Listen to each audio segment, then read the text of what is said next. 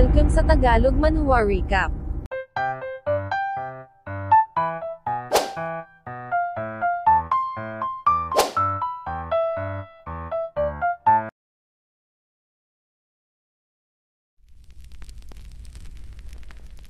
Pagkatapos ng nangyari sa underground cellar ay dinala si Princess Ningyan sa korte ng Imperial Clan, kinulong doon upang mag-self-reflect, at siya ay isinailalim sa house arrest sa loob ng 1 buwan habang si Shin lang naman, ang kanyang pagka-detain sa underground cellar ng palasyo ay magpapatuloy. Damit sambit niya sa kanyang isip ito raw ay hindi tama, napakalinaw na si Princess Ningyan ang tumungo't lumasing sa kanya. Pagkatapos na marinig ng Emperor ang ulat mula kay Eunuch Lee ay nagbigay siya ng utos na gutuman si Shin lang hanggang sa ito ay maging half-dead at ito ay magpadala ng sulat sa Marquis of Xuanwu tanungin kung papaano nun dinisiplina ang kanyang son-in-law. Agad naman itong sinunod ni Eunuch Lee at pag-alis niya ay napasabi ang Emperor sa kanyang isip na mayroon nang nangyari sa dalawang iyon, kaya ano raw ba ang kaibahan sa pangalawa at pangatlong pagkakataon, kumpara sa suliranin ukol sa hari ng Wu ang maliit na bagay na nasa pagitan ng hita ay balewala. Ano raw ba kasi ang gustong gawin ng hari ng Wu? Ito ay nagpamarcha ng 30,000 mga sundalo sa timog, sinusubukan daw ba nung mang-extort o gusto nung magsimula ng digmaan? Habang si Sunan naman, siya raw ay nakakaramdam ng panganib sa taong iyon. Sa loob naman ng palasyo ng hari ng Qiang ay kasalukuyang ipinagdidiriwang ang ika-49 na kaarawan ni Haring Alugang, at ang lahat ng mga envoys na nagmula sa iba't ibang estado sa kanlurang rehiyon ay nagpadala ng mga regalo, lalong-lalo na ang Nanawo State at mga barbarians. Bukod pa dun maging ang envoy na nagmula sa Chu State, ay lumitaw sa publiko partikular sa idinaos na bangkwat sa kauna-unahang pagkakataon. Hahahatawa ni Haring Alugang umano'y ngayong ang smallpox epidemic sa kanyang kaharian ay narisolba na, oras na upang magpakasase sa pagpatay. Idinagdag na si Emperor Ning Yuanxian ay nangahas na pagsulatin siya ng confession letter sa kabila ng ginawa nung pagpatay sa mga warriors ng Qiang, kaya sa pagkakataong ito hindi lang sa lulusubin niya ang Jiangxi province, aagawin niya rin ang ilang mga counties nito, papatayin ang libo-libo nitong mga tao, at hahayaang maramdaman ni Ning Yuanxian ang kanyang galit.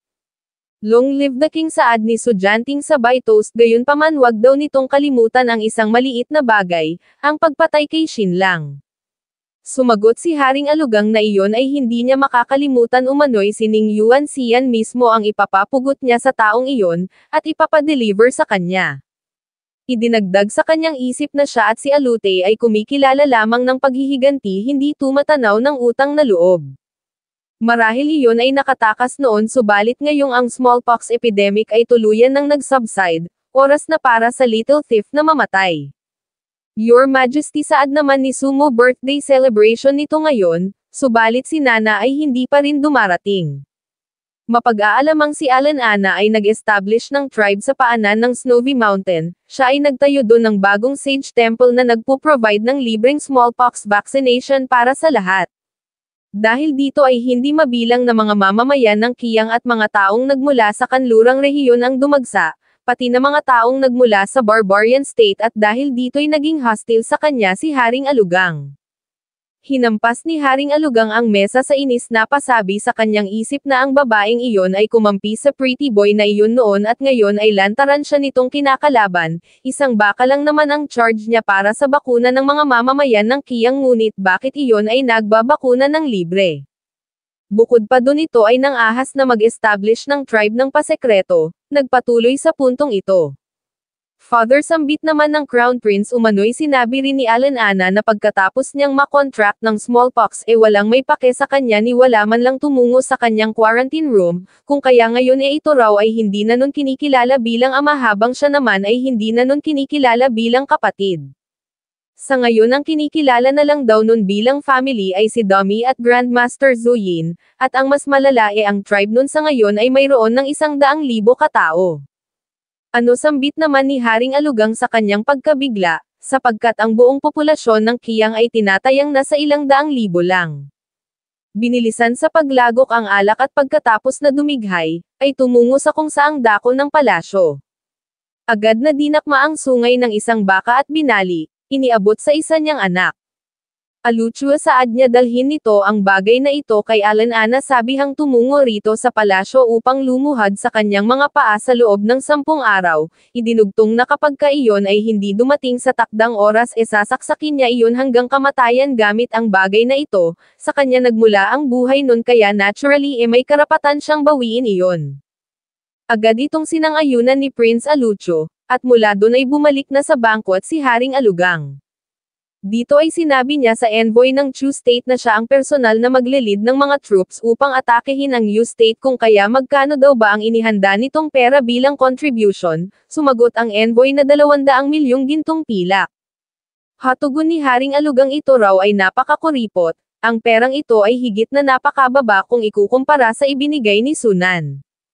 Your Majesty, tugon naman ng envoy, hindi raw nito maaaring sabihin ang bagay na iyon, dahil ang contributions nila ay hindi lang pera kundi pati na rin mga hukbo. Sa kasalukuyan ang Yu State ay nag-deploy na ng mahigit sa 100,000 mga hukbo sa border kaya kapag ang army nito ay nanloob sa western border ng Yu State, ano ang gagawin nito kapag nag-intercept ang army ni General Zhong Yao? Zhong Yao, patanong na tugon ni Haring Alugang, at ano naman daw ba ang dapat niyang ikatakot doon, sabay demand ng 300,000 gintong pilak umano'y kapag ito ay hindi nagbigay ng ganoong halaga hindi siya magpapadala ng mga hukbo.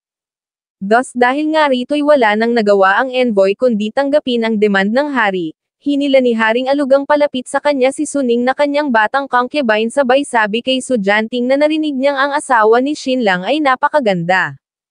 Ang bagay na ito'y agad namang kinumpirma ni Su Jianting, nagsabing ang beauty ni Jin Mulan ay on par kay Divine Zuyin. Napatawa si Haring Alugang nang marinig ito, nagsabing ang pinaka-satisfying sa lahat ay ang pagpugot sa ulo ng mga kalaban at paggahasa sa asawa ng mga ito, si Xinlang ay medyo qualified na doon. Idinagdag na once na ma-invade niya na ang Yu State, yung mga high-end mighty na mga tao ng Yu State ay gagawin niyang mga baboy at tupa, lalapastanganan niya ang mga asawa ng mga sinasabing civilized na mga tao ng Yu State sa harap mismo ng mga iyon. Hahaha, ito raw ay napaka-exhilarating na agad namang sinang-ayunan ng tatlo, nakipag-toast sa hari. Nagpatuloy sa pagtawa si Haring Alugang, tumayo habang bitbit ang kanyang dambuhalang blade, pinaikot-ikot sabay pakawala ng ilang swing, na siyang nagdulot upang mapakover ang mga bisita at magsiliparan ang kanilang mga plato. Long live the king, sambit ng isa, mababakas sa mukha ang pagkabahala. Ang hari ay invincible, dagdag naman ng isa. Napasabi si Su Jianting sa kanyang isip na ang hari ng Qiyang ay talagang ipinanganak na taglay ang divine strength, ang martial arts nito ay lubhang napakamakapangyarihan, ang masagi lang ng hangin mula sa blade nito ay napakasakit na. Ibinaon ni Haring Alugang ang kanyang blade sa sahig sabay call out sa mga barbarians, since kiniklaim daw ng mga ito na sila ang pinakamalakas, ano raw ba kaya kung ang mga ito ay sumugod at subukan siya. Ang mga malalamig na pawis sa mga pagmumukha ng mga barbarians ay nagunahan sa pagtagas, hindi umimik. O tuya naman ni Haring Alugang, ano ang nangyayari, ano ang mga ito raw ba ay mga duwag, na siya namang nagpa-trigger sa mga barbarian warriors sabay-sabay na sumugod, ang kanilang mga sigaw ay umalangaw sa buong silid. Typical barbarian, sambit naman ng Wu envoy sa kanyang isip, subalit papaano naman daw ba naging posible na maaaring atakehin ng hari ang mga sugo na nagmula sa ibang bansa? Sa isang swing ni Haring Alugang ay basag ang mga espada ng mga barbarians, ang kanilang dugo'y nagsitalsikan, tumilapon, lumipad, nagsibagsakan na siya namang ikinabigla ng lahat. Ano, sambit ni Su Jianting sa kanyang isip, talagang nagawa nitong matalo ang 5 masters gamit lang ang isang move. Napaisip na kung ang kanyang ama ba ang siyang umatake, matatalo ba nito ang hari ng Qiyang? Well, kung one-on-one daw maaaring mas magaling ang kanyang ama, gayunpaman, ang napaka-domineering na martial arts ng hari ng Qiyang ay higit na mas malakas pagdating sa battlefield. Siya nga pala sa mga nagtataka kung bakit iyon nasabi ni Su Jianting, dahil gaya nga ng naipaliwanag na noon si Sunan ay hindi ganoon katanda, ang itsura niya ngayon ay isa lamang pagpapanggap, upang magmukhang mahina. Hahahatawa ni Haring Alugang, exhilarating ito raw ay napaka-exhilarating, nagpakawala ng ilan pang mga swing umano'y elelid niya ang army patungo sa Yu State, susunugan ang lahat, papatayin ang mga tao, at nanakawin ang lahat ng kanilang mga pag-aari. Ang Yu State ay papanginigan niya sa takot, ang takot na ibibigay niya sa emperor ay napakalala na ang kaluluwa nito'y sasambulat ng kusa. Nagpakawala ng isa pang slash idinagdag na puputulan niya ang ulo ni Shinlang ngunit bago yon, lalapastanganan niya muna ang asawa nun sa harap niya mismo, si Haring Alugang ay nagpatuloy sa pagtawa. Gayunpaman ang huling slash na binitawan niya ay tumama sa regalong ibinigay ni Shinlang na siya na ngayong itinuturing na pinakapapahalagahang treasure ni Haring Alugang, syempre hindi niya ito ikinatuwa at sa pareho ring sandali, may naramdaman siyang kakaiba. Lumalabas na sa mismong sandaling ito ay tuluyan ng nagka-road yung cyanide ball na inilagay ni Shinlang sa kanyang mga ugat, agad siyang napaluhod, maririnig ang papuri ng mga bisita. Umano'y ang divine martial prowess ng hari ay unmatched, maaaring kaya nitong yanigan ang mundo, ang hamak lamang na U-state ay hindi kayang pigilan ang hari. Mayroong napansing mali ang isang guard kaya agad niyang tinanong ang hari kung anong problema, sa kasamaang palad ay wala siyang natanggap na anumang sagot. Thus ito nga'y nilapitan na ng guard, nagulantang nang makita ang pagtagas ng mga dugo sa bibig at mga mata ng hari. Agad na umalalay ang dalawang guards, inilapat ng isa ang kanyang palad sa noo ng emperor habang ang isa ay sa dibdib inangat patungo sa leeg, sumigaw na ang majesty ay hindi na humihinga at ang pagtibok ng puso nito ay tumigil na rin. Sa malakas na boses ay inanunsyong ang hari ay patay na siya namang labis na ikinabigla ng tatlo. Mula doon ay lumipat ang eksena sa residence ng Su family. Ang ambisyon ni Sunan ay napakatindi. Originally siya ay maghihintay lang muna bago niya i-launch ang kanyang plano, gayunpaman, hindi niya inaasahang ang kaso ni Huanwan ay magdudulot upang mag-fallout sa kanya ng direkta ang emperor. Habang umiinom ng tsaa ay napasabi sa kanyang isip na wala ng ibang paraan, ang tanging magagawa niya na lang sa ngayon ay ang mag-move forward nang biglang dumating si Mr. Su upang magbigay ng ulat, umano'y si Lin Bingchong ay patay na. 3 araw ang makalipas pagkatapos na paratangan ni Lin Bingchong si Shinlang at Princess Ningyan ng adultery, siya ay na-impeach sa salang korupsyon na umabot sa 180 gintong pilak. Siya ay inaresto at dinala sa Imperial Court of Justice at pagkatapos na ma-interrogate ng Darkwater Organization sa loob ng 1 araw at gabi, ang balita patungkol sa kanyang pagpapakamatay ay kumalat. Sinabi ni Marquis Sunan na iyon ay ayos lang idinagdag sa kanyang isip na once na mag-invade na ang hari ng Qiyang sa western border ng U-state, sa puntong iyon siya ay makikipag-cooperate na sa Three-Eyed Menace at napaka-imposible na para kay Ning Yuan Xian na ma-handle sila. Sa sandaling iyon ay makukuha niya na ang kahit na anong gustuhin niya mula kay Ning Yuan Xian, sa pagkakataong ito ang tansya niya ay nasa mga kulang-kulang 100,000 ang mamamatay, o kaya naman higit pa. Siya raw ay nagtataka kung gaano karaming mga inosenteng sibilyan ang mamamatay, mayuyurakan at madudukot upang maging mga alipin, ngunit ano naman kung ganoon nga, ang pag-angat ng isang family ay nakatakdang masemento sa hindi mabilang na mga bangkay. Tinanong niya si Mr. Su kung mayroon pa bang ibang balita, agad na nag-abot ng isang sulat si Mr. Su. Ito raw ay secret letter mula sa Young Master. Ipinadala sa pinakamabilis na paraan, umano'y ilang dosenang maiinam na mga kabayo ang namatay dahil lang dito. Nagtaka si Marquis Sunan nang marinig ito, napatanong kung mayroon bang emergency.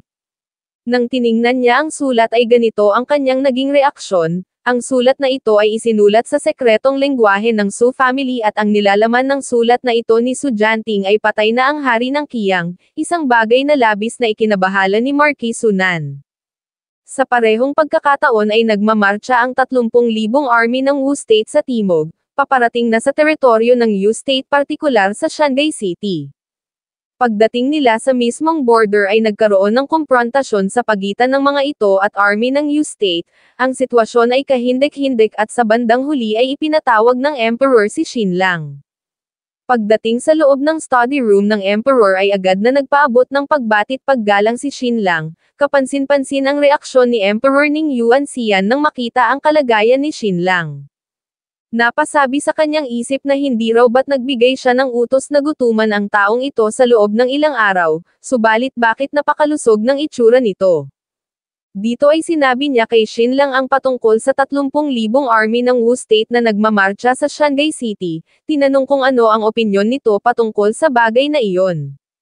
Nagtanong si Shinlang kung sino ang nagle-lead sa army, sumagot ang emperor na ang hari ng Wu mismo. Gayunpaman siya raw ay umaasang ito ay dulot lamang ng pagiging bata at vigorous ng hari ng Wu, at gusto lang nitong kunin ang pagkakataong ito upang i-boost ang domestic moral at i-increase ang border friction pagkatapos nitong manalo sa border hunt. Your Majesty, saad ni Shin Lang, sa tingin niya raw kailangan nilang maghanda sa mas malalang bagay, dahil maging ang army ng Chu State ay maaari ring tumungo sa kanilang western border na siyang tatali sa army ni General Zhong Yao. Ang 30,000 hukbo ng Wu State ay ang siya pa lamang simula. Ang hari ng Wu ay magpapatuloy sa pagre-reinforce ng mga hukbo, pipigain ang border, at tuluyang itatali ang army ni Duke Bayanxiao at Marquis Zhenbei. Pagkatapos nun ay natitiyak niyang ang susunod na mag-e-invade sa western border ay ang hari ng Qiang na para bang papasok sa isang uninhabited land, at pagdating ng araw, maaari nang mag-demand si Sunan sa Majesty ng kahit na ano mang gustuhin nito. Sinabi ni Emperor Ning Yuanxian na once na dumating ang araw na iyon tiyak na ang ulo nito ang unang i-demand ni Sunan. Your Majesty, tugon naman ni Shin Lang, ni iyon daw ay hindi ang pinakamalalang senaryo. Nagtanong ang Emperor kung ano. Sinabi ni Shin Lang na si Sunan ay isang sly fox na titiyak niyang hindi nun pinlano ang bagay na ito ng biglaan, ang taong iyon ay matagal nang nagbabalak. Sa pagkakataong ito ay buo na ang loob ng taong iyon upang saktan siya, kung kaya, ang pagkabigo nito sa kaso ni Hu Wanwan ay hindi parte ng plano. Sa madaling salita, ang sitwasyon na pinlano nun ay hindi ang harapin sa passive na paraan ang korte, sa halip ay mas malaki at mas malalim na conspiracy. Ano, tugon ng Emperor So? Ang ibig daw ba nitong sabihin bagong Yangzhou incident, ngunit ang teritoryo raw ng Su family ay hindi katabilang ng Chu State, kaya kahit na ang mga iyon ay magbalak pa na makipag-defect sa Chu State, iyon ay imposible nilang magawa. Isa pa, ang daan-daang libong sundalo ng Zhong family ay nasa hilaga lang ng teritoryo ni Sunan, kung kaya kapag ka ang Su family ay nangahas na magtaksil napakadali lang para sa hukbo ni Zhong Yao na magmarcha patungo sa timog upang durugan ang mga iyon anumang oras. Sinabi ni Shin Lang na ngunit ang teritoryo ng Zhong at Su family ay hinihiwalay ng isang bulubundukin, kaya kahit na ang mga iyon ay malapit lang sa isa't isa hindi madali para sa Zhong family na magpadala ng mga hukbo upang durugan ang Su family. Sumagot ang Emperor na kahit na mahirap pa na magpadala ng mga hukbo, ang bypass na nasa pagitan ng Zhong at Su family ay nasa kontrol ng kanilang army. Sa pagitan ng Baye County kung saan naninirahan ang Zhong at Su family, ay mayroong malaking bulubundukin. Ang Yu State ay gumasta ng malaking halaga upang magtayo ng fortress sa isang lambak na nasa gitna ng bulubunduking ito, at ito ay tinawag na Baye Pass. Ang fortress na ito ay mayroong kakayahang makontrol ang parehong Zhong at Su family, at sa kasalukuyan ang nagbabantay sa pass na ito ay ang Great General na siyang nagpatahimik sa kanluran, walang iba kundi si Jing Tuo, ang ama ni Jing Hongxian na asawa ni Jin Hui. Ang taong ito ay ang direct descendant general ng Emperor, at ang number 2 figure ng Western Army. Your Majesty, saad ni Shin Lang, umano'y marami sa kanila ang mayroong misconception na ang Qiang Kingdom ay ang Qiang Kingdom at ang Su family ay ang Su family. Gayunpaman, sa isang crucial na sandali, papaano kung ang Su family at Qiang ay maging isa, sa sandaling iyon sila na ang siyang magiging direct na border ng Chu State. Imposible, tugon ng Emperor. Umano'y ang hari ng Qiang ay lubhang napakalupit upang maging sunod-sunuran, isa pa si Sunan ay napakatuso, kaya papaanong mangyayaring iyon ay makikipagkasundo sa hari ng Qiang. Your Majesty, saad ni Shin Lang, just in case, sa tingin niya napaka-necessary na ipaaresto si Sunan ngayon din, or at least ito ay isailalim lang muna sa house arrest. Napasabi si Emperor Ning Yuanxian sa kanyang isip na ang paghuli kay Sunan sa ganitong sandali ay napakahirap na makontrol, at ang mga consequences ay unpredictable. Kailangan nila ng sapat na oras, kailangan nila ng buffer. Agad siyang nag-utos na magbigay ng order sa Darkwater Organization na doblehin ang ginagawang surveillance sa residence ng Marquis of Genyuan. Walang sino man sa Marquis of Genyuan ang maaaring makalabas sa capital kahit na kalahating hakbang lang. Samantala, sa Qiang naman, pagkatapos ng biglaang pagkamatay ni Haring Alugang, ang higher echelon ng Qiang Kingdom ay nahulog sa matinding kaguluhan. Ang mga anak ng hari, sa takot na matulad sa sinapit ng kanilang ama, ay nakipagsabwatan, upang i-seize ang mga benefits. Ito ay nagresulta upang ang buong palasyo ay instant na mapuno ng taginting ng mga espada, ang katawan ng hari hinayaan lang nila. Makalipas ang mahigit sa 1 oras mula nang mamatay ang hari ng Qiyang ay tinawag ng isa sa kanyang mga pinagkakatiwalaang eunuch ang isang indibidwal na mapag-aalamang isang spy ng Darkwater Organization. Pagdating nito'y agad na nagtanong kung ano ang nangyayari, bakit nagkakagulo sa palasyo. Nag-abot ng isang sulat ang eunuch nagsabing dalhin nito ang bagay na ito sa capital sa pinakamabilis na paraan, ibigay sa Chief Commander ng Darkwater Organization. Ang hari ng Qiyang ay bigla na lang namatay at ang kaharian ng Qiyang ay kasalukuyang nahulog sa matinding kaguluhan. Idinagdag na ang letter na ito ay isang detalyadong impormasyon. Ito ay kailangang agad na ma-deliver sa Majesty, na nangangahulugang ang eunuch na ito ay isa ring spy. Ang impormasyon na ito ay na-deliver ng spy 2 oras na mas mabagal kaysa sa impormasyong ipinadala ni Su Jianting sa kanyang ama. Lumipat ang eksena sa residence ng Marquis of Genyuan.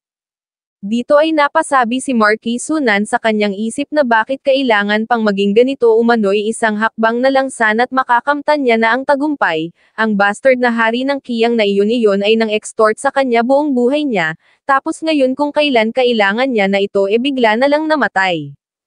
Ngayon ano na ang gagawin niya upang maipagpatuloy ang Phoenix Rebirth plan ng Su family? Si Sunan ay na-overwhelm ng matinding emosyon, nagpakawala ng nakakabinging sigaw. Nag-perform ng isang fighting stance, umatake ng sunod-sunod sabay bitaw ng ultimate move, wasak ang pintot dingding ng kanyang silid. Napatanong sa kanyang isip kung ang lahat ba ng kanyang effort ay nasayang lang. Hindi absolutely not. Sabay utos sa isang nanginginig na individual na i-activate ang bagay na iyon na agad naman nitong sinang-ayunan. Sa kabilang dako naman ay nakarating na ang spy sa castle ng Darkwater Organization, agad na ibinigay kay Chief Commander Yan ang ulat. Sa palasyo naman ni Consort Bayan, mukhang dito piniling magpalipas ng gabi ng Emperor. Maging sa sandaling ito'y bumabagabag pa rin sa kanyang isip ang worst scenario na binanggit at inilarawan ni Shin Lang, iyon daw ay kakilakilabot. Ano talaga raw bang magkakaroon ng isa na namang Yangzhou incident? Talaga raw bang kailangan na nilang pabagsakin agad si Sunan, subalit hindi pa confirmed kung ang Qiyang State ba ay talagang magpapadala ng mga hukbo. Nang biglang kumatok ang isang servant, nagsabing ang Majesty ay gustong makausap ni Chief Commander Yan, agad na bumangon si Emperor Ning Yuan Xian. Nagtaka na pasabi sa kanyang isip na ang taong ito ay napakatagal nang hindi lumalabas sa castle ng Darkwater Organization, kaya ano ang ginagawa nito rito ngayon, ano ang sadya nito't gabing-gabi na tumungo pa ito sa palasyo. Makalipas ang ilang sandali ay lumabas na si Emperor Ning Yuan Xian. Your Majesty, agad namang bungad ni Chief Commander Yan, ang hari ng Qiyang ay patay na at kasalukuyang mayroong nangyayaring matinding kaguluhan sa kaharian ng Qiyang. Kapansin-pansin ang reaksyon ng Emperor, agad na iniabot ni Chief Commander Yan ang sulat, nagsabing narito ang detalyadong impormasyon. Nang makita ang nilalaman ng ulat ay halos hindi makapaniwala si Emperor Ning Yuan Xian, ngunit ilang sandali lang ay nagpakawala ng ngisi, umano'y mukhang ang kalangitay pumapanig sa kanya. Agad siyang gumising sa realidad. Teka lang, hindi naman siguro ito pekeng impormasyon, hindi raw ba? Ano, posible raw ba na ang Darkwater Organization ay nalinlang? Your Majesty, saad naman ni Chief Commander Yan, umano'y kakatanggap niya lang ng balita, may kung anong nangyayaring disturbance sa residence ng Marquis of Genyuan. Agad na nagtanong si Emperor Ning Yuan Xian kung naroon pa ba si Sunan. Oo, tugon naman ni Chief Commander Yan, ang taong iyon ay nasa kanyang courtyard nakaupo lang, tulala.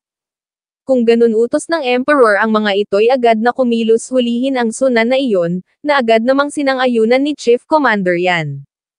Ang Emperor ay nag-dispatch ng 3,000 Darkwater Organization warriors upang tumungo sa residence ng Marquis of Genyuan, nag-utos na isarado ang 4 na gates ng capital, nag-mobilize ng dagdag na 3,000 Darkwater Organization warriors. Katulad ng isang Dark Tide, ang mga warriors ng Darkwater Organization ay mabilis na sumugod sa residence ng Marquis of Genyuan. Makalipas ang kalahating oras ay dumating si Eunuch Li. Tinanong ang isang warrior kung nasa courtyard pa ba si Marquis Sunan, isang bagay na agad namang kinumpirma ng warrior. Ito raw ay mukhang mayroong bagay na napansin, naglalaro ng chess ng mag-isa ngunit hindi gumagawa ng move. Kung ganun tugon ni Yunakli, tumungo na sila doon at arestuhin ang taong iyon, ganoon na nga ang ginawa nila. Ilang sandali lang ay narating na nila ang kinaroroonan ni Marquis Sunan. Lord, sulapit ni Yunakli, ang hamog sa gabi ay makapal, ito raw ay hindi dapat na manatili rito sa labas sa ganitong oras, ito raw ay dadalhin nila sa ibang lugar. Yunakli, tugon naman ng Sunan, saan sila nito dadalhin? Sumagot si Yunakli na maaaring sa Dark Water Organization, maaari ring sa Imperial Court of Justice, ito raw ay maaaring pumili. Yunakli, tugon ng individual, hindi niya raw naiintindihan ang sinasabi nito. Ano, siya raw ba na si Silver Fox Su ay nakagawa ng krimen dahil lang sa paglalaro ng chess sa labas? Nagulantang si Yunakli sa kanyang narinig. Napasabi sa kanyang isip na ang taong ito ay hindi si Sunan, ang aura ni Sunan ay hindi ganito, umano'y kapag kakaharap mo ang tunay na Sunan ay tila ba kaharap mo ang isang makamandag na ahas.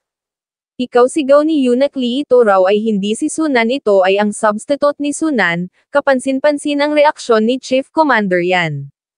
Hindi tugon naman ng individual, iyon daw ay kabaliktaran, sapagkat ang master ay ang siyang gumagaya sa kanya.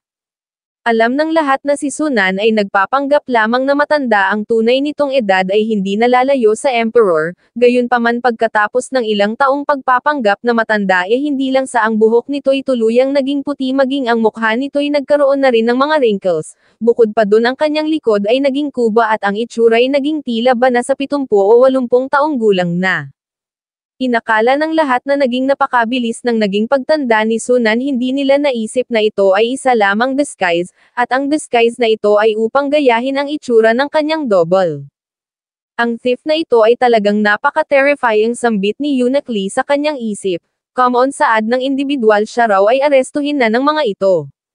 Nagtanong si Yunakli kung saan tumungo si Sunan, o tugon naman ng individual, so iniisip daw ba ng mga itong mahuhuli nila ang kanyang master, iyon daw ay imposible.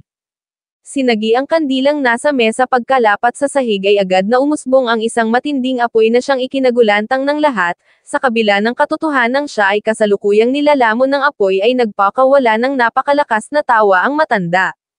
Ano, sambit ni Yunakli, napatanong sa kanyang isip kung ito ba ang backup plan ni Sunan, ang lumikha ng chaos upang ang kanyang pagtakas ay maging mas madali, ngunit kahit nasunugin pa nito ang kanyang residence iyon ay hindi pa rin makakalabas sa capital. Ano, hindi raw ba kaya na, nang biglang dumating ang isang warrior. Sunog, sigaw niya, ang buong residence ng Marquis of Genyuan ay nilalamon ng apoy. My lord, dagdag niya pa kay Chief Commander Yan, umano'y maging ang mga kalapit na mga kabahayan ay nasusunog din, pakiusap ang mga ito raw ay sumama sa kanila patungo sa ligtas na lugar. Hindi makapaniwala si Yunakli sa kanyang narinig, hindi makapaniwalang si Sunan ay talagang nang-ahas na gawin ang bagay na ito.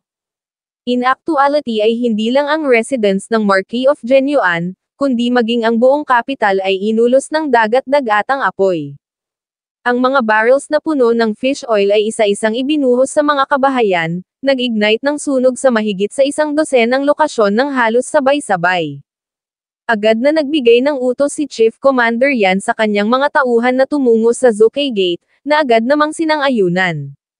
Samantala, sa itaas naman ng isang wall ay makikitang nakatayo ang Emperor kasama ang Third at Crown Prince, pinagmamasdan ang nangyayaring kaguluhan, maririnig ang paghamayaw at paghingi ng tulong ng mga mamamayan.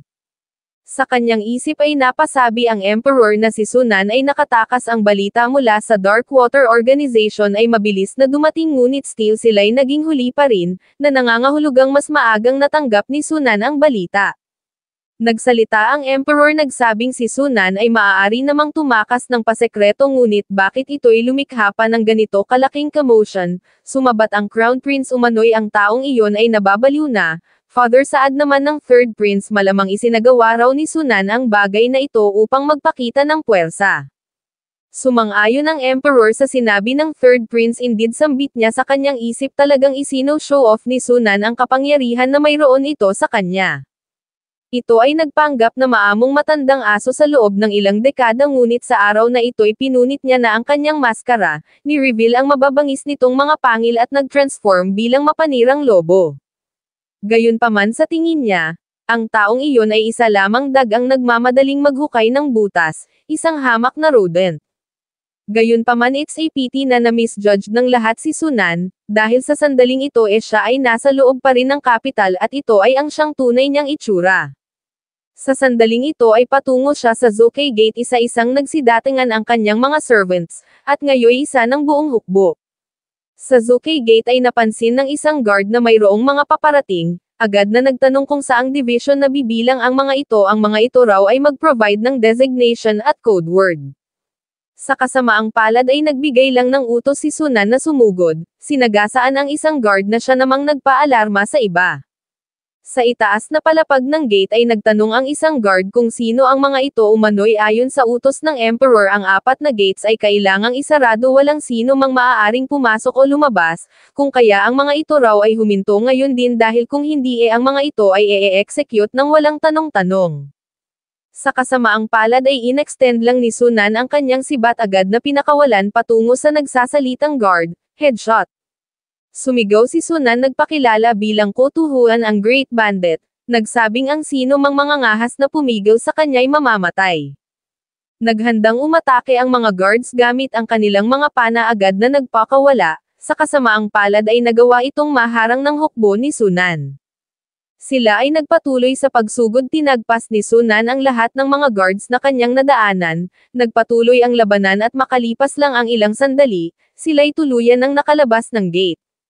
Ano, sigaw ni Sunan sa labas, ano ito na raw ba ang capital ng U-State? Ano ito na raw ba ang Chanyo City? Nagpakawala ng tawat, idinagdag na siya na si Kutuhuan ay kayang-kayang maglabas-masok dito anumang oras na gustuhin niya. Idinugtong na ang U-State ay napakahina, hindi kayang ma-withstand ang single blow, sabay utos sa kanyang mga kasamahan na umalis na sa lugar na ito.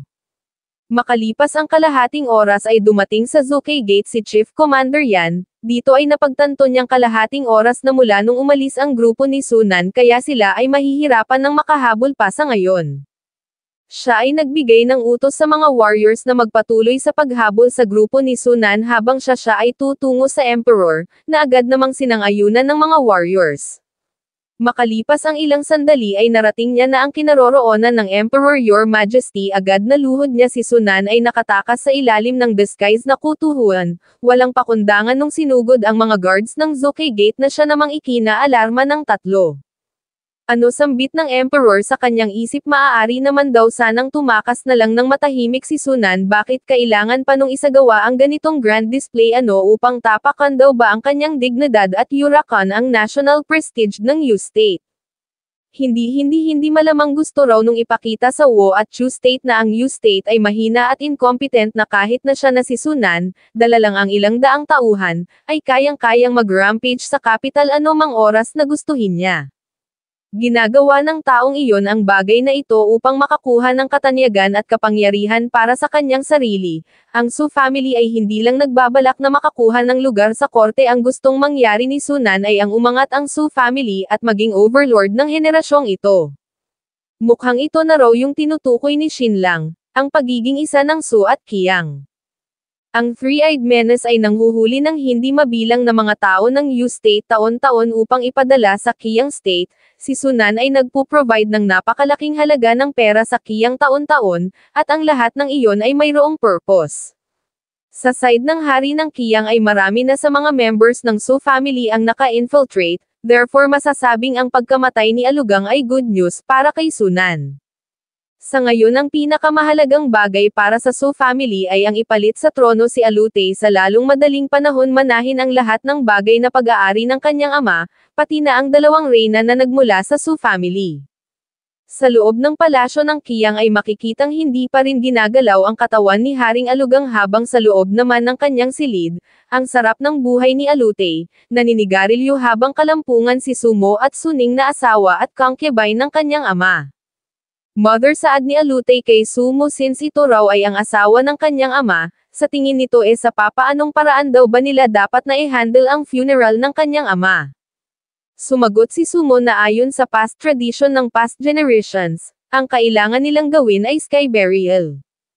Bawat hari ng Qiang bago mamatay ay hindi gusto ang sky burial, dahil ang gusto nila ay katulad sa paglilibing sa mga hari ng Chu at Yu, isang marangyang libing, pababaunan ng malaking halaga ng ginto, silver at iba pang mga treasures. Sa kasamaang palad bawat hari ng Qiyang kailanman ay hindi napagkakalooban ng kahilingan, sapagkat ang bawat pumapalit na hari ay palaging napaka-greedy at napaka-eager na akuin ang lahat ng kayamanan. Kaya sa bandang huli ang bawat hari ay isinasailalim sa sky burial, ang katawan ay dinadala sa isang mataas na bundok, itinatali sa isang poste, ang laman ay ipinapakain sa mga buwitre. Alright, saad ni Alute, kung ganun sky burial ang isasagawa nila. Idinagdag na ang kanyang mga brothers ay naggather ng 10,000 mga tao upang tumungo sa Hilaga. Gusto ng mga iyong okupahin ang lumang templo, gusto ng mga iyon na siya ay kumprontahin, kaya mother sa tingin nito ano raw ba ang dapat niyang gawin? Sumagot si Sumo na hayaan nitong kausapin niya ang mga iyon, siya ay isa lamang mahinang babae kaya ang mga iyon ay hindi man lalaban sa kanya. Good, tugon ni Alute, kung ganun mother ito na raw ang bahala sa mga iyon. Kung ganun, tugon ni Sumo sabay patong. Kung ganun your majesty, gantimpalaan nito ng maigi ang consort nitong ito sa gabing ito. Earlier sa villa ng Jin family ay nagtanong si Mukong kay Shisan kung talaga bang sila ay susugurin ng Su family. Sumagot si Shisan na logically speaking si Sunan ay nag-charge na palabas ng capital, kaya dapat na iyon ay wala ng mga tao pang natira rito sa city, gayunpaman, mas maiging sila ay maghanda. Nang bigla na lang mayroong bumagsak na mga barrel courtyard, pagkabasag ay kumawala ang laman nitong mga fish oil, sinundan ng mga nag-aapoy na pana, na nagdulot ng pagsabog at pag-usbong ng apoy. Ano, sambit ni Shisan sa kanyang isip, talagang umatake ang mga iyon, sabay utos sa mga warriors na samahan si Lady Bing at ang young master patungo sa underground chamber. Gayunpaman, sa kabila ng utos niyang iyon, ay mapapansing ang sumama kay Mukong at Xiaobing patungo sa underground chamber ay si Huang Fang. Dami saad ni Mukong, nagtanong kung talaga bang ayos lang na magpaiwan ito rito sa labas. Sumagot si Dasha na gusto niyang tulungan si Shisan, gayunpaman hindi niya alam kung papaano lumaban, ang tanging alam niya lang ay ang magpabagbog.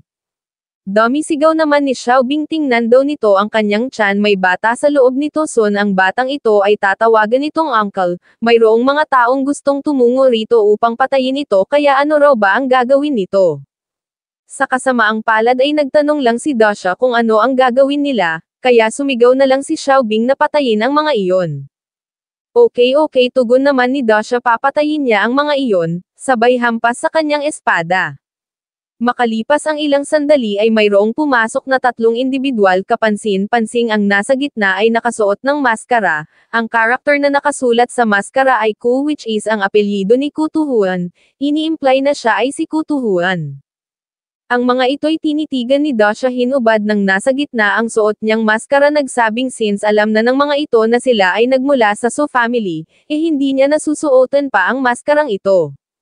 Nagpakilala bilang Su Jianyan, adopted son ng Marquis of Genyuan, siya raw ay narito upang i-exterminate ang family ni Xinlang at kunin si Jin Mukong. Kapansin-pansing mayroon pang ibang dumating at ang kanilang mga espada'y balot na ng dugo. Nagtanong si Su Jianyan kay Shisan at Dasha kung bakit hindi na lang tumabi ang mga ito, nang maging madali na lang ang mga bagay-bagay para sa lahat. Napasabi si Shisan na mukhang maging siya ay mamamatay rin sa gabing ito, habang sinabi naman ni Dasha na wag galawin ng mga ito ang kanyang pamangkin, dahil kapag ginawa ng mga ito ang bagay na iyon ay talagang papatayin niya ang mga ito. Sinabi ni Su Jianyan na ang dalawang ito na lang ang natitira ngayon, tapos ang martial arts skills pa ng mga ito ay napakababa. Tinanong si Shisan ito ay si Shin Shisan, tama raw ba ang aso ni Xinlang? Well, maaaring magagawa raw nitong mablock ang dalawa sa kanyang mga atake. Kill, sigaw niya sabay sugod, hihihi, sambit niya sa kanyang isip, umano'y sa loob lang ng 15 minuto ay huhulihin niya si Mukong at papatayin ang babae at anak ni Xinlang, ito raw ay isa lamang hamak na child's play. Sa daan hindi kalayuan sa villa ng Jin family ay makikitang nagmamadali si Yun Mengzi. Martial law, sigaw ng mga guards. Agad namang nagpakilala si Yun Mengzi bilang Imperial Ambassador, na nagdulot upang agad siyang padaanin ng mga guards. Mas binilisan pa ni Yun Mengzi ang pagpapatakbo sa kanyang kabayo, sa kanyang pagmumukhay mababakas ang matinding pagkabahala. Hang in there, sambit niya sa kanyang isip, pakiusap mag-hold lang ang mga ito. Siya raw ay umaasang hindi pa huli ang lahat, dahil kapag mayroong nangyaring masama kay Jin Mukong at Lady Bing, papaano niya ipapaliwanag ang bagay na ito sa kanyang brother. Pagdating niya sa mismong villa ay agad siyang tumalon sa mga pader rekta sa bubong, kung saan bumungad ang pagsayaw ng mga apoy subalit sa parehong pagkakataon siya rin ay nabigla, nang makita ang mga nagkalat na bangkay. Ano sambit niya sa kanyang isip umano'y kahit na isa sa mga ito ay walang intact. Ang mga ito raw ay deformed kung hindi durog ang ulo, ang katawan na may napilipit at bali. Kakilakilabot na paraan upang mamatay ano raw ba kasi talaga ang nangyari rito, nang biglang sumugod mula sa likod niya si Dasha na tila wala na sa sarili. Nagulantang si Yun Mengzi agad na umiwas dummy sigaw naman ni Shisan tumigil na raw ito, ang taong ito ay kakampi nila. Gayunpaman sa kabila ng sinabi niyang iyon ay tila walang narinig si Dasha nagpatuloy sa pag-atake na sa kabutihang palad ay nagawang maiwasan ni Yun Mengzi. Si Dasha ay tumigil sa paggalaw habang si Yun Mengzi na may hindi makapaniwalang ito ay si Dummy. Mula doon ay bumalik na sa katinoan si Dasha lumingon-lingon nagtanong kung nasaan na yung mga masasamang tao, nasaan na ang mga iyon. Nabigla si Yun Mengzi sa pangyayaring ito umano'y napaka-imposible na hindi alam ni Dummy na ito ay ang siyang responsable sa kamatayan ng napakaraming taong ito, well talaga raw bang ganoon.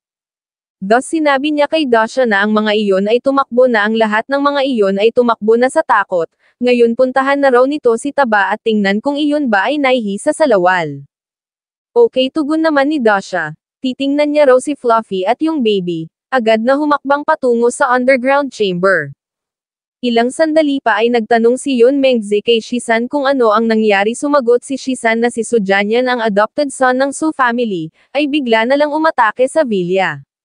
Sila ay pinalibutan ng 12 ng mga martial arts experts umano'y sa puntong iyon ang akala niya'y katapusan na nila, gayunpaman nung marinig ni Dummy na papatayin ni Sujanyan ang anak ng master ang mga mata nito'y agad na pumula, at sumugod gamit yung dambuhalang iron rod.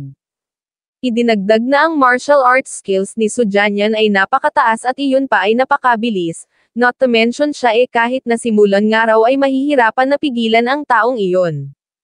Gayunpaman si Dummy ay talagang nagawa nitong mablock ang ilang daang moves ni Sujanyan, at sa proseso'y ninagawa pa nitong patamaan ang ibang mga kalaban. Yung mga Western warriors na iyon ay ni hindi man lang magawang makalapit, sila'y pinaghahampas ni Dummy hanggang kamatayan. Idinugtong na ang espada ni Sujanyan ay nabasag at pagkatapos nung samuka ng maraming dugo, iyon ay agad na sumibat. Nagtanong si Yun Mengzi kung sa puntong iyon ba ay mayroong ginamit na mga moves si Dummy. Sumagot si Shisan na wala, umano'y ang tanging ginawa lang ni Dummy ay magugulot chaotic na mga swings, na para bang galit na babaeng mayroong hawak na stick. Hindi nakaimak si Yun Mengzi yung master yun dagdag ni Shisan kasabay ng pagtagas ng kanyang mga luha, umano'y sa puntong ito'y bigla niya na lang naramdaman na para bang ang pag-practice ng martial arts ay walang saysay. Maging si Yun Mengzi ay namuo rin ang mga luha inilapat sa balikat ni Shisan ang kaliwang kamay, nagsabing wag itong mag-alala dahil hindi lang ito ang nakaramdam. Samantala, sa palasyo naman ni Consort Su siya at ang Sixth Prince, ay hindi mapakali sa takot. Brother sambit ni Consort Su sa kanyang isip talaga rong ito ay napaka-heartless, para sa sarili nitong ambisyon para sa Su family, isinawalang bahala nito ang kanyang buhay. Ngayon ano na raw ba ang gagawin niya ano na ang susunod, siya ba ay iinom ng alak na may lason o ibibigti ang kanyang sarili gamit ang isang white silk scarf? Uncle sambit naman ni Prince Ningjing sa kanyang isip sa ginawa nitong ito ano talaga raw bang wala itong pake sa kanya at sa kanyang ina, nang biglang dumating si Emperor Ning Yuan Xian at Eunuch Lien. Patakbong sumalubong si Consort Su Your Majesty sigaw niya gayunpaman si Eunuch Lien ay biglang hamarang, Consort Su wag daw nitong i-offend ang Majesty. Ano sambit ni Consort Su sa kanyang isip ang good for nothing na Lien na ito dati ito raw ay napaka-respectful sa kanya ngunit ngayon ito ay nangangahas ng harangan siya, nagsalita ang Emperor. Tinanong niya si Eunuch Lien kung ano ang ginagawa nito ito raw ay walang awareness. Bakit ito umaasta na tila ba isang matandang aso? Agad na tumabi si Eunuch Lien napapikit, napasabi sa kanyang isip na siya ay pinuri ng Emperor. Agad namang lumuhad si Consort Su Your Majesty saad niya umano'y ang kanyang puso't kaluluwa'y nabibilang sa Ning family, gayunpaman after all siya ay anak na babae ng Su family. Idinagdag na regardless sa kung anumang krimen na nagawa ng kanyang kapatid bilang nakababatang kapatid ng babae, siya ay kabahagi ng guilt. Your Majesty, pakiusap siya raw ay e-execute nito, gayunpaman in memory sa kanilang nakaraang pagmamahalan, pakiusap gawaran siya nito ng intact na katawan, at pakiusap wag nitong ibunton ang sisi kay Ningjing sapagkat ito'y anak nito. Maging si Ningjing ay yumukod na rin, father, siya raw ay nakahandang danasin ang parehong kapalarang dadanasan ng kanyang ina. Ang emperor ay bigla na lang tumawa. Yumukot, inilapat ang dalawang kamay sa magkabilang pisngi ni Consort Su, mahal kong asawa, saad niya umano'y ang sinasabi nito'y masyadong napaka-harsh, si Marquis Su ay walang anumang nagawang krimen. Sa ngayon ay tiyak na nilang ang nangyaring raid sa Xuanwu Court noon ay kagagawa ng bandidong si Ku Tuhuan, dahil nung sandaling iyon si Su Jianting ay umiinom lang habang sumusulat ng mga tula sa Governor's Mansion ng Jiangxi Province ni iyon ay wala sa Xuanwu City nung sandaling iyon. Mahal kong asawa, dagdag ng emperor, sa muli ay ino-overthink lang daw nito ang lahat, sila ay magkasama na sa loob ng 20 taon at halos sabay ng tumanda. Well, napakagabi at sa gabing ito'y sa silid siya nito mananatili, na siya namang labis na ikinabigla ni Prince Ningjing. Ningjing, saad ng emperor, wala na raw itong mang gagawin pa rito, kaya sa ngayon maaari na itong bumalik upang magpahinga. Ito ay nanatili sa tabi ng ina nito buong araw sa araw na ito, talagang ito raw ay isang filial son. Good. Salamat, father, tugon naman ni Prince Ningjing, salamat daw sa papuri nito. Tumayo, father, mother, pakiusap magpahinga na raw ang mga ito, siya ay aalis na.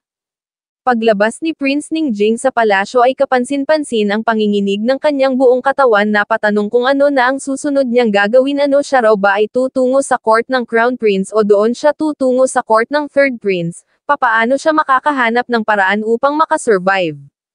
Sa sumunod na araw ay naunang bumangon si Emperor Ning Yuanxian, pagkatapos na magbihis ay umupo sa tabi ni Consort Su, nagsabing ito ay napagod ng husto kagabi kaya magpahinga ito ng maigi, nang biglang nag-report ang isang eunuch na dumating na ang Duke of Mighty.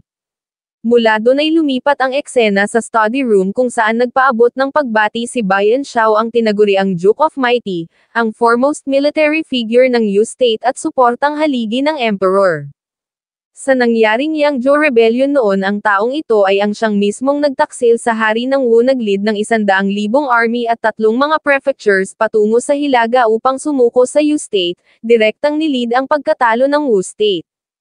Ang bagay na ito ay ang siyang pinakamalaking mantsa sa kanyang reputasyon, subalit wala siyang pake sapagkat ang pumatay sa kanyang ama't anak ay ang mismong hari ng Wu.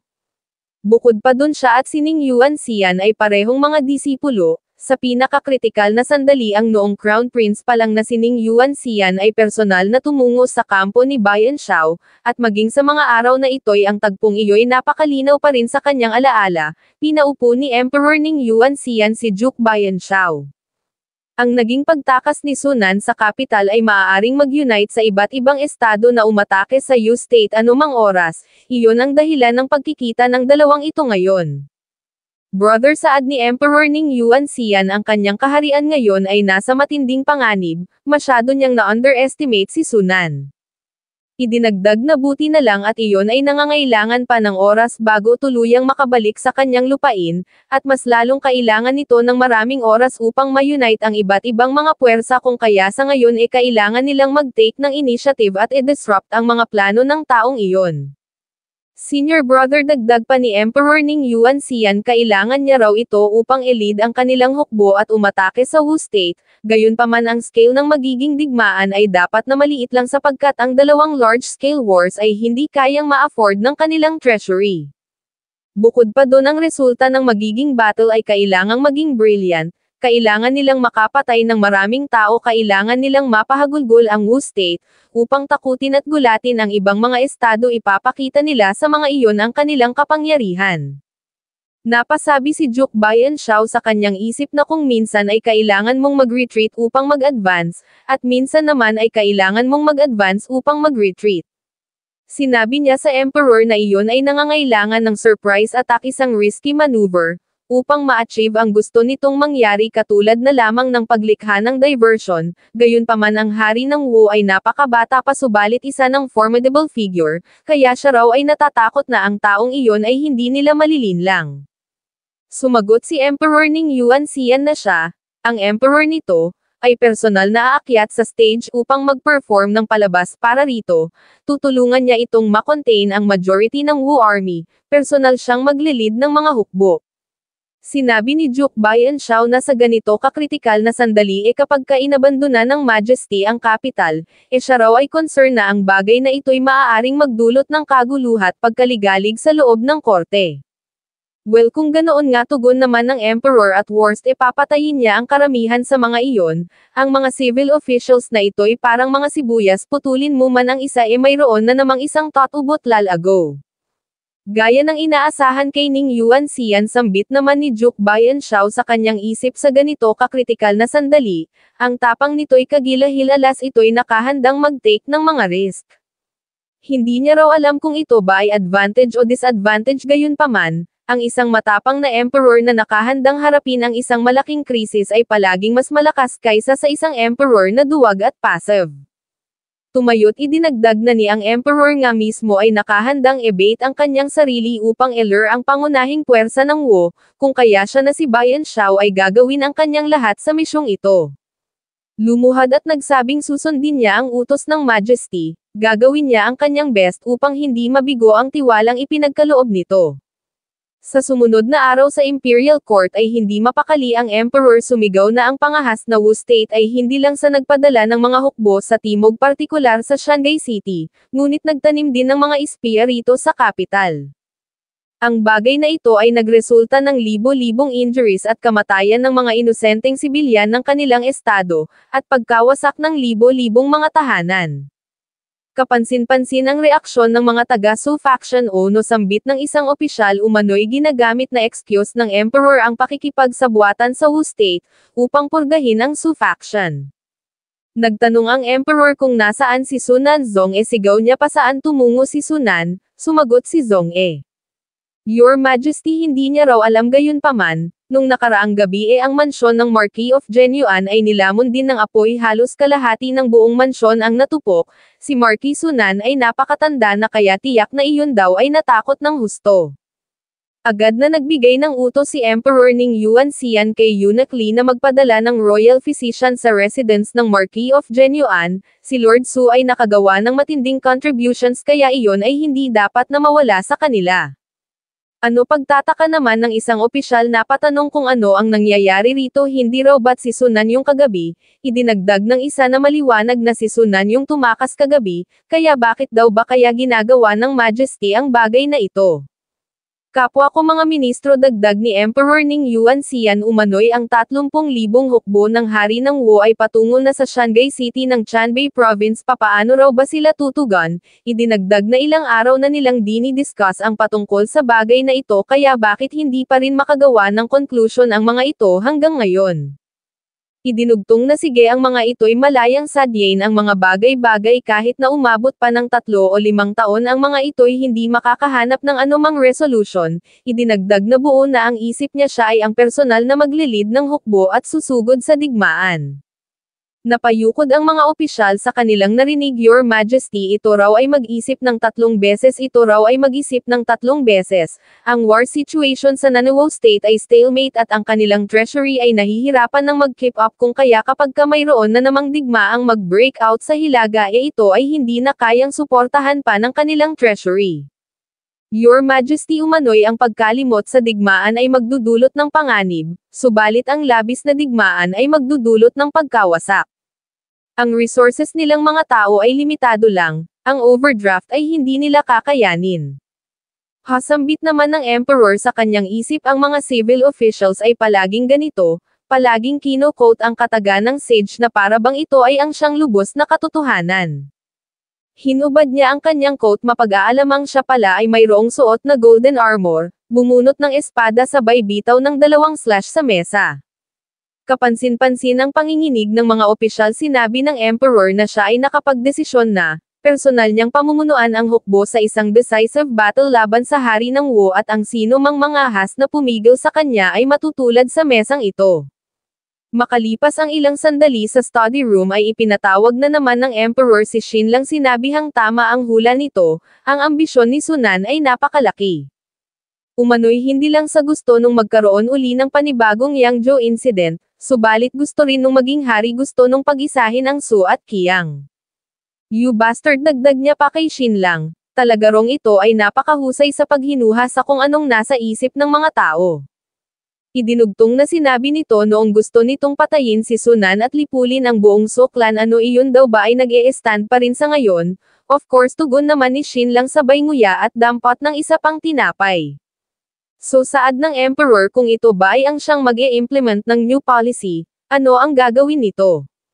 Sumagot si Xinlang na nang walang kataga, lilipulin niya yung mga old aristocrat families mula sa ugat hanggang sa mga sanga, at iwa-wipe out ng tuluyan. Idinagdag na kung ang talas ng new government ay nakatuon sa kanyang family, then ang tanging magagawa na lang nila ay ang lumaban hanggang kamatayan. After all, iyon ay ang pundasyong ipinaglalaban ng mga ancestors ng Jin family noon pa man, hindi isang bagay na iginawad sa kanila ng dating emperor. Gayunpaman, kapag ka ang talas ng new government ay hindi tumuon sa kanila o kaya naman sa kanyang ulo, then ang humble official na ito'y buong pusong sasang-ayon. Idinagdag na ang new government ay wonderful, ang new government ay excellent, winawalis nito ang lahat ng mga harang at sini-centralize ang kapangyarihan sa monarch. Sa ganitong paraan, ang National Treasury ay magkakaroon ng mas maraming pera, magkakaroon ng mas maraming hukbo, na nangangahulugang sa digmaan ng pananakop sa kabuuan ng mga hilagang estado, katiyak-tiyakang ang new state ay ang siyang mangangibabaw. Hahahatawa naman ng Emperor, sabay utos kay Eunuch Li na kuhanan ng panyo si Xinlang. Tingnan daw nito ang mukha nito, balot na ng pagkain, na agad namang sinunod ni Eunuch Li, at mula doon ay nagtanong si Emperor Ning Yuanxian kay Xinlang kung ito ba'y mangangahas na tumungo doon sa Jianyuan City. Sa Xuanwu City ay walang kahit na isang civil official ang nabibilang sa Jin family, gayunpaman sa Jianyuan City ay iba, dahil ang lugar na ito pati na ang Baye County ay desperate na ini-infiltrate ng Su family habang lumuluhod at dinidilaan ang sapatos ng emperor sa korte. 3 city lords na ang tumakbo mula sa Jianyuan City at ang dalawa sa mga iyon, ay misteryosong nawala pagkatapos ng 2 taong panunungkulan at sa kasalukuyan, ang Jianyuan City ay nasa ilalim na ng kumpletong kontrol ng Su family. Ang posisyon na City Lord ay naging bakante sa loob ng mahigit kalahating taon, walang sino man ang nagtangkang mag-takeover, at mukhang sa sandaling ito ay gusto ng Emperor na si Xinlang ang mag-takeover sa posisyon bilang Jianyuan City Lord. Sinabi ni Xinlang na siya ay mangangahas na tumungo doon, sumagot ang Emperor, na ngunit ang lugar na iyon ay ang siyang base ni Sunan, ito ay natatakot na mamatay yet ito'y mangangahas pa ring tumungo doon. Oo, ganoon nga, tugon ni Xinlang. Umano'y sinabi niya na noong papatayin niya ang Su family at iwa-wipe out ang kanilang buong clan, walang mabubuti sa mga iyon, ang lahat ng iyon ay mga halimaw. Hatugon ng Emperor, umano'y ang tunog nito sa kanya ito'y bumubuga lang ng mainit na hangin sa kanyang puwet. Ano pa, babagsakin nito ng mag-isa ang Su family, hindi niya pipigilan ang kanyang paghinga sa bagay na iyon. Ang sinabing iyon ng Emperor ay isang idioma, na nangangahulugang siya ay hindi kumbinsido o siya ay hindi naniniwalang iyon ay kayang gawin ni Xinlang. Idinagdag na ang task na ibibigay niya rito ay isang bagay lang, ituon nito ang kanyang mga mata sa Su family at i-restrain ang mga iyon. Wala siyang pake kung anong pamamaraan man ang gamitin nito, ito man ay magsanhi ng kaguluhan o gumamit ng panlilinlang, ang pinakamahalagang bagay siguruhin nitong hindi magkakaroon ng open rebellion ang Su family sa loob o sa susunod na 2 buwan. Ano, sambit naman ni Xinlang sa kanyang isip, ngunit umano'y kapag ka hindi niya nagawang ma-wipe out ang Su family sa loob ng 2 buwan mababasag niya ang kanyang binitawang pangako sa kanyang minamahal na asawa, na nangangahulugan ding wala na siyang mukhang ihaharap pa sa kanyang precious Mulan. Nagtanong si Xinlang kung ano ang reward na ibibigay nito sa kanya. Ano, sambit naman ng Emperor sa kanyang isip, ni hindi pa nito nakukumpleto ang ipinapagawa niya, ito'y humihingi na agad ng reward, sabay tanong kay Xinlang kung ano ang gusto nito. Sumagot si Xinlang na ang tanging gusto niya lang ay isang bagay, Your Majesty, pakiusap tratuhan daw nito ng patas ang 5th prince na si Ningxing. Ang ibang mga prince na nasa 8 gulang na'y nagawaran na ng titulo't mga lupain, subalit si Prince Ningxing ay wala pa ring kahit na ano. How dare you, Shin lang sambit ng Emperor sa kanyang isip, anong insekto na naman daw ba ang pumasok sa utak nito upang isipin nitong ito'y mayroong karapatang gawin ang bagay na ito, ano ito ay nangangahas na makialam sa kanyang family affairs, ano iniisip daw ba talaga nitong ito ay hindi gagalawin ng kanyang espada, sabay utos na itapon palabas si Shin lang na agad namang sinang-ayunan. Thus ganoon na nga ang nangyari, ang pretty boy ay sumadsad ng padapa sa hagdan, nagreklamo kay Eunuch Lee. Hatugon naman ni Eunuch Lee, mukhang ang isang punk na tulad nito'y mayroon pa ring natitirang ilang konsensya, tuluyan ng bumalik sa loob. Tumayo si Shin lang, Sword King Lee, sambit niya sa kanyang isip, ito raw ba'y nagtagumpay na sa kabilang dako, pakiusap, wag daw nitong hayaang manginig ang kanyang mga kamay, ganoon din ang kanyang puso. Mula doon ay lumipat ang eksena sa hilagang kanluran ng Lang County, 45 milya ang layo mula sa kapital, sa isang partikular na post house, kung saan kasalukuyang naruroon si Grandmaster Lee Chenkyo na nakadisguise bilang matanda. Bilis sigaw ng isang lalaki sa mga magsasaka, umano'y bilisan ng mga ito sa pagtagpas ng damo at pakainin ang mga kabayo, ang mga ito raw ay wag maging mabagal. Idinagdag ng lalaki na ang lahat ng mga kabayong pandigma ay kailangang mapakain ng mabuti, dahil ito ay gagamitin ng isang mahalagang tao. Idinugtong na kung mayroon man sa mga kabayong ito ang magutom, ang mga ito ang responsable. Hay, sambit ni Grandmaster Lee Chenkyo sa kanyang isip, Shin lang siya raw ay nagkaroon ng utang ritong napakahirap na mabayaran. Idinagdag na kung gusto nitong patayin niya si Sunan dito ngayon talagang wala siyang guts, sapagkat siya ay nagmula lamang sa humble origins, ang kanyang pamilya ay henerasyon ng mga magsasaka, kaya siya ay nanginginig kapag nakakakita ng mga mahahalagang tao. Idinagdag na sinabi nitong pumapayag ang Emperor na patayin niya si Sunan, siya ay hindi ganoon karunong magbasa, ngunit, hindi naman daw siguro siya nito niloloko, hindi raw ba? Makalipas ang ilang sandali sa labas ng post house ay dumating na ang grupo ni Sunan. Master, saad ni Mr. Su, umano'y ang Wanshan post house na ito'y sakop ng kanilang teritoryo, ano gusto raw ba nitong tumigil sila rito't magpahinga sa loob ng 2 oras? Sumagot si Sunan na sila ay hindi magpapahinga, titigil lang sila rito upang kumain at magkaroon ng mainit na maiinom. Idinagdag kay Mr. Su na tandaan nito, ang tanging kainin lang nito'y ang mga pagkaing dala nila, na agad namang sinang-ayunan ni Mr. Su. Napasabi si Sunan sa kanyang isip na although na-disrupt ng Little Beast na Shin lang na iyon ang kanyang mga plano, ang kanyang Su family ngayon ay nasa disadvantage sa pakikipag-negotiate sa Chu State at maaaring mawalan ng maraming mga benefits, subalit ang kabuuang sitwasyon ay hindi pa rin nagbabago. Ang pagpalibot nila sa Yu State ay isinasagawa pa rin, ang unification ng Su at Qiang ay magdudulot pa rin ng Phoenix Rebirth. Ano, si Ning Yuan Xian daw ba ay galit na galit o nagpapanggap lang? Umano'y kapag nag-invade na ang Qiang army sa Jiangxi province hindi niya na kailangang humiling pa, si Ning Yuan Xian na mismo ang kusang magpapadala sa kanya sa pugot na ulo ng little brat na Shin lang na iyon. Pagdating nila sa loob ng post house ay nagbigay ng utos si Mr. Su sa mga warriors na bilisan sa pagkain at pag-inom, sila ay aalis agad pagkatapos. Samantala, si Sunan naman ay hindi bumaba sa kanyang kabayo, nagmasid-masid lang sa paligid, hanggang sa natuon ang atensyon niya sa isang dako sa ilang mga indibidwal, partikular sa kinaroroonan ni Grandmaster Lee Chenkyo. Bumaling sa ibang dako sa may bandang balon sa isang lalaking mayroong dalang isang palangganang damo, napasabi sa kanyang isip na mukhang normal naman ang lahat, ngunit bakit daw ba mayroon siyang masamang pakiramdam? Muling iginala ang kanyang paningin hanggang sa muling matuon sa lokasyon ni Grandmaster Lee Chenkyo, ang mga ito raw ay mga ordinaryong magsasaka lang, subalit bakit daw ba, hanggang sa natuon ang kanyang buong atensyon kay Grandmaster Lee Chenkyo mismo. Agad na sumigaw, nagbigay ng utos na pigilan ang taong iyon, na agad namang sinunod ng mga warriors, pinalibutan si Grandmaster Lee Chenkyo. Nabahala ang ibang mga magsasaka, itinoon ni Grandmaster Lee Chenkyo ang kanyang buong atensyon sa mga kalaban, na ngayoy pasugad na sa kanya. Sinimulan ni Sunan ang pagpapatakbo sa kanyang kabayo habang si Grandmaster Lee Chenkyo naman ay pumalag na, isa-isang pinagtatatagpas ang mga nang-ahas, agad na humabol kay Sunan. Habang pinagmamasdan ay hindi makapaniwala si Sunan sa taglay nitong bilis, nagpatuloy ang habulan.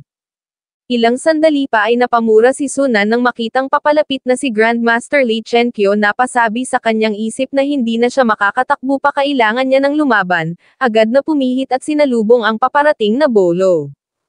Nagpang-abot ang kanilang mga sandata, at sa puntong ito'y nakilala na ni Sunan ang matandang ito bilang si Li Chenkyo. Nag-disengage ang dalawa. Li Chenkyo patanong na sigaw ni Sunan, ano nililigawan daw ba nito ang kamatayan, sabay atake na siyang dumurog sa bolo ni Grandmaster Li Chenkyo. Well, saad ni Grandmaster Li Chenkyo sa kanyang isip, ang bolong ito ay gawa lang naman sa ordinaryong bakal, sabay dampot ng isang stick. Agad na sumugod, iniwasan ang paparating na sibat, nag-counter sa tagiliran, sa kasamaang palad ay napudpad ang gamit niyang stick kaya siya ay agad na umatras. Sumugod ang iba pang mga tauhan ni Sunan, sumigaw na protektahan ang master, na nagdulot naman upang makapagdesisyon si Grandmaster Li Chenkyo na sumibat na lang. Sumigaw ang isa na iyon ay tumakbo, sinabi ng isa na habulin nila iyon, subalit sumabat si Sunan na ito ay hayaan na lang nila. Nagtanong kung handa na ba ang mainit na tubig, ang lahat ba ng lalagyan ay nasidlan na, kung ganun umalis na sila. Makalipas ang ilang sandali, nagpatuloy na nga sa kanilang paglalakbay ang hukbo ni Sunan, uminom ng tubig sabay buga, at hawak sa kanyang tagiliran na tinamaan ng stick. Ang Li Chenkyo na iyon, sambit niya sa kanyang isip, umano'y ni Kai anong gamitin ang sanga upang mag-exert ng ganoon katinding lakas, lumalabas na ang ataking iyon pala ni Grandmaster Li Chenkyo sa tagiliran ay tumagos at nagawang makapagbigay sa kanya ng sugat. Idinagdag na kung hindi niya ginamit ang kanyang internal energy upang isara ang sugat, tiyak na ang magiging consequences ay unimaginable. Nagtanong ang isa kung ang taong iyon ba kanina ay talagang si Grandmaster Li Chenkyo, ano saad naman ng isa pa, talagang nakipaglaban ang master sa Sword King na si Li Chenkyo at nauwi sa tabla, umano'y ang master ay napakalakas. Samantala, sa tabi naman ng isang lawa ay napasabi si Grandmaster Li Chenkyo sa kanyang isip na siya ay napakawalang silbi, dahil lang sa siya ay nagmula sa humble background talagang siya ay natakot kay Sunan. Napabuntong hiningat, idinagdag na sa martial duel kapag ka ang isa ay nawala sa momentum naturally ito ay hindi mananalo, hay talaga rong siya ay napakawalang silbi. Mula doon ay matagumpay na nakabalik si Sunan sa teritoryo ng Su family at pagkatapos ay nagpadala siya ng apology letter sa Emperor sa pamamagitan ng isang envoy. Sa sulat ay inilahad niyang siya'y matanda at mahina, madalas pang sinasalot ng sakit, kung kaya siya raw ay mapagkumbabang humihiling na magretiro na lang at bumalik sa kanyang tahanan, upang igugol ang kanyang natitirang mga taon sa kapayapaan. Thus Your Highness, siya raw ay formal na bumibitaw mula sa lahat ng kanyang mga tungkulin. Sunan, emosyonal na saad kuno ng Emperor bakit siya nito inabandona, ang resignation ni Sunan ay agad niyang tinanggap. Your Majesty, saad ng envoy, umano'y ang Su family ay magiging mas loyal pa sa mga henerasyong darating, gayunpaman makalipas lang ang 2 oras ang lahat ng mga direct descendants ni Sunan at mga natitirang members ng Su family sa capital ay hinuli ng Darkwater Organization. Pagkatapos na basahin ni Eunuch Lee ang decree ay sinabi niya sa mga natitirang members ng Su family na ang mga ito'y kumakain mula sa pagkain ng Emperor. Bawat butil ng bigas ay nagmumula sa mga mamamaya't magsasaka ng Yuyet. Ang mga ito'y nakipagsabwatan pa rin sa una nakit ng maraming mga tao. Ang mga ito raw ay talagang mga baliw, deserve ang kamatayan, sabay utos na i-execute ang lahat ng mga ito. Thus ang nangyari, ganoon na nga ang mga ulo'y gamulong, daan-daang ulo ang nagsibagsakan sa lupa.